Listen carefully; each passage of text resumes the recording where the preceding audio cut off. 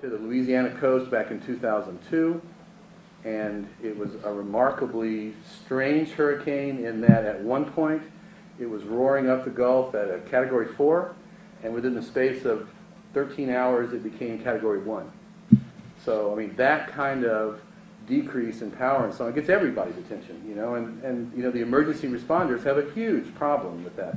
How do you make a decision about who should be evacuated, when they should be evacuated, when you have those kinds of changes? It's very problematic. And now there's where you have a lack of data and actually measured information about hurricanes. On your computer is a hard drive. I'm guessing you got several hundred gigabytes. To a meteorologist, that's a flash drive. We'll fill that up in a matter of seconds. All right?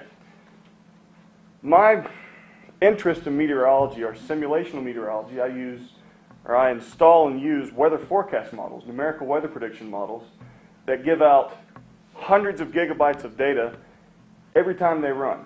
And what meteorologists do right now is look at two-dimensional maps, because they do exactly what you're doing. They stare at a computer screen. And a computer screen is not the real world. There are hundreds of private meteorology companies that specialize in forecasts for certain people. So if they want a specific product for their own use, we can do that for them. How do you analyze huge data sets?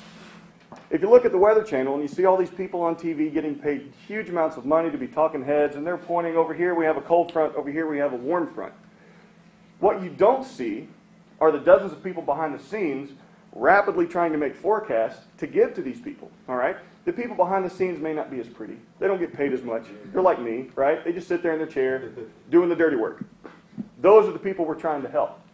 You can give a better forecast, and you can get home earlier. Nobody likes to spend 8 hours a day staring at a computer screen. Where do airplanes fly? 30,000 feet? Meteorologists don't even look at that level. So you talk to your pilot and say, hey, did you look at the weather today to see what our flight's going to be like? Oh, yeah, sure. No, you didn't. Nobody did. We take out this entire volume and we don't even look at it. So there's a lot going on that we just cannot measure, that we don't see. And that's what this product can do, this product. It can take all the simulated data. We take pilot reports, we take balloon launches, radar, satellite, we put it in the models, we run the models to get the best output that we can, and then we have to view it. Then we have to analyze it and interpret it. Massive tornado outbreak. Imagine 330 mile an hour winds over 1.5 miles wide, 40 miles long. Did they predict the tornadoes? Yes. Did they predict exactly where it was going to occur? No, because they could not see the whole atmosphere at once.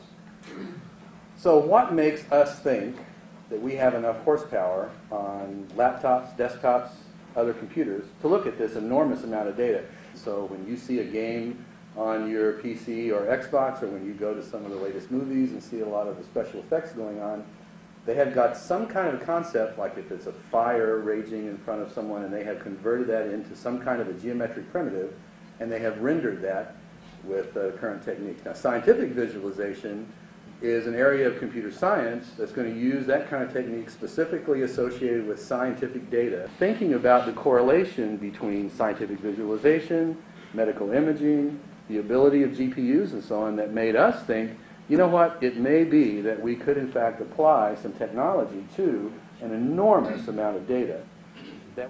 This product, MetViz, will allow you to look at the data in its full 3 and 4 dimensions to give you a better idea of what's going to happen. So you're part of the market.